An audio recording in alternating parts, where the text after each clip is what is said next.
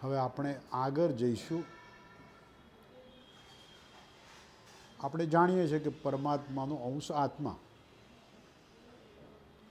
અને પ્રકૃતિ પણ પરમાત્મામાંથી જ.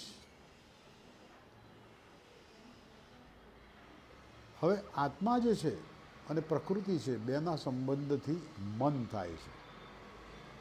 એટલે આ ત્રણ વસ્તુ ભેગી થાય છે. આત્મા, પ્રકૃતિ, મન. એને આપણે જીવ કહી શકીએ. એટલે તમે દેહ જે છે એ દેહમાં આ ત્રણેય વસ્તુ આવી ગઈ: આત્મા, પ્રકૃતિ અને મન, જેને આપણે જીવ કહીએ છીએ. તો એક ગજબની વસ્તુ હવે આપણને સમજાશે કે જન્મ તો આ બધાનું ભેગા થવું છે, મૃત્યુ તો પ્રકૃતિમાં દેહનું મળી જવું છે, અને અજ્ઞાન આત્મા પરમાત્મામાં મળી જાય છે એ છે. જ્ઞાન આત્મા પરમાત્માનો જ અંશ છે તે છે. હવે પ્રભુને પકડનારો એનું જો બેઝ જોવા જાઓ તો એ કાલ્પનિક પાયા પર જ છે. માટે જ ધર્મો મનુષ્યની કરેલી રચના છે. માટે જ તમે શાંતિથી વિચારજો કે ધર્મો આ બધું સમજવા માટે બનાવેલા છે.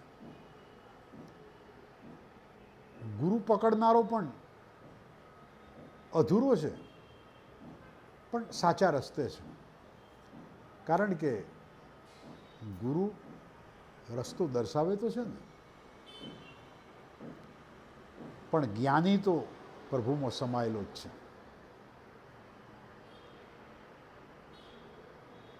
એટલે દેહને જોનારો સંસારી જીવ, આપણે જોઈએ છે ને કે તો કલ્પના અહીં આવી ગઈ, કાલ્પનિક વાત આવી ગઈ. તો યાદ છે, યાદો છે એ ભૂત છે, અને કલ્પના એ ભવિષ્ય છે. એટલે હવે બહુ સરસ વિશ્લેષણ કરીશું કે દેહ, મન અને આત્મા ત્રણનું જે કમ્પાઉન્ડ કન્સ્ટ્રક્શન થયું, જે કોન્સ્ટન્ટ નથી રહેવાનું, વેરાઈ જવાનું છે, એને આપણે જીવ કહીએ છીએ. આ ત્રણેયનો જે સાક્ષી રહે છે ચિદાત્મા છે.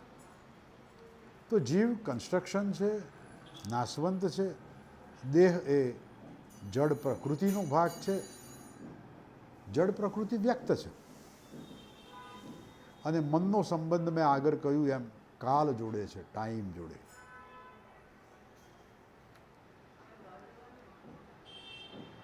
મનનો સંબંધ કાલ જોડે છે, ટાઈમ જોડે છે. કાલ એ તો પરમાત્મા સ્વયં સાથે સ્વયંભૂ છે, મેં જે વર્ણન કર્યું છે, મહાકાલ. ચિદાત્મા એ પોતે મન અને દેહ ના લીધે થયેલી પ્રક્રિયાથી આપણે કહીએ ને નામ ઉદ્ભવેલો છે. ટૂંકમાં પ્રક્રિયામાં આત્મા છે, જેમ મોટા કિરણો, નાના કિરણો. છેલ્લે તો ન દેખી શકાય તેવું આત્મતત્વ. જેમ એક ચિદાત્માનું જીવન આગળ થતાં સૂક્ષ્મના જીવનમાં વેરાઈ જવાનું ચાલુ જ રહે છે, એટલું બધું વેરાઈ જાય છે. એટલે અમારા એક સર બોલતા હતા એમ, જ્યોતમાં જ્યોતનું મળવું, ટૂંકમાં વેરાઈ જવું. પણ આગળનામાં તો સૃષ્ટિ ચાલવાની જ છે. ભાવિની કેવલ તમે કલ્પના જ કરી શકો છો, અને કલ્પના તો જુઓ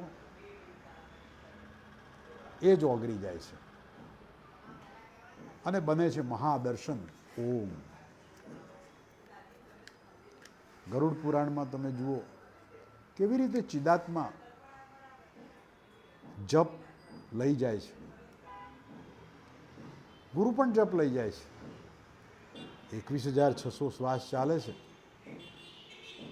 એમાં ગુરુ બ્રહ્મા, શિવ, વિષ્ણુ, ચિદાત્મા, જીવ, ગણપતિ, આ બધા 21,600માં એમના છે, એમનો બી ભાગ છે. એટલે ગુરુ તો કદાચ મોટો ચિદાત્મા જે છે એ પેલી ઓગળવાની પ્રક્રિયામાં જ છે. આમ દેવતાઓમાં ગુરુ છે. આમ જોવા જાવ તો આત્મા છે પરમાત્માનો અંશ, ચિદાત્મા તો પ્રક્રિયા છે, પણ છે થી આગળ જતા વેરાઈ જાય છે. ઓહો, પરમાત્માની પ્રક્રિયાનું વર્ણન, દેવોમાં તેનું સ્થાન, ઓહો, ચિદાત્મા અને ગુરુ, જેમ આત્મા અને પરમાત્મા. ગુરુ તો જુઓ આધિ ભૌતિક, પણ પરમાત્મામાં વિલીન. મહાઆત્મા તમારા જેવા તો કેટલાય આત્માઓ, ગુરુ બ્રહ્મા, ગુરુ વિષ્ણુ, ગુરુદેવો મહેશ્વરા. અને અહીં ભટકતા જે દૈહિક ગુરુઓ એ વ્યક્ત છે, જે નાશવંત છે, અવતાર છે. એટલે મેં એક નકશો વર્ણનમાં હું બનાવતો હોઉં છું કે દેહ છે તો એ અહંકાર છે, પણ દેહ અને મન, અહંકાર જે આવ્યું છે, ચિત્ત જે છે એ ચિત્ત વ્યક્ત પ્રકાશ છે. જે દેહમાં જે મગજ છે એ મગજ અને વ્યક્ત પ્રકાશ, એનાથી પ્રકાશિત મગજ છે એ આગળ જતા બુદ્ધિ છે.